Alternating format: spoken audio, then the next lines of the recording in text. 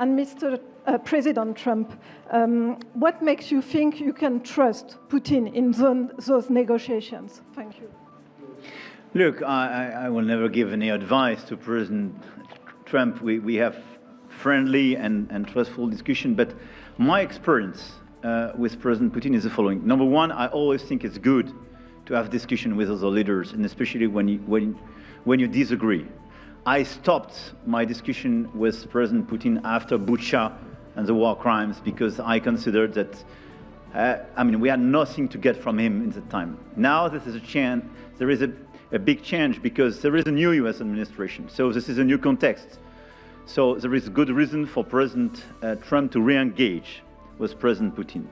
But my experience is the following, and I shared it with President Trump and the team. In 2014, our predecessors negotiated peace with President Putin. But because of the lack of guarantees, and especially security guarantees, President Putin violated this peace. And I had several discussions, especially at the beginning of 2022, several times, 7 hours with President Putin, 15 days before the launching of the attack. He denied everything, but we didn't have security guarantees. So this is why being strong and having deterrence capacities is the only way to be sure it will be respected.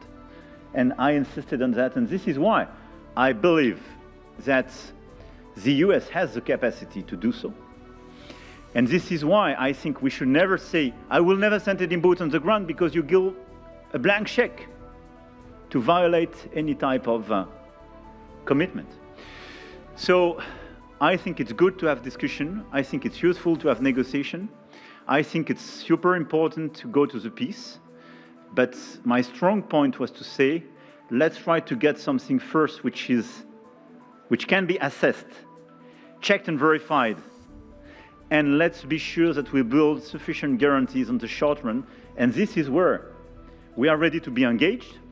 As for France, a lot of my European colleagues are ready to be engaged. But we do need this American backup, because this is part of the credibility of the security guarantees, and this is our collective deterrence capacity. And I have the feeling that the President has this capacity.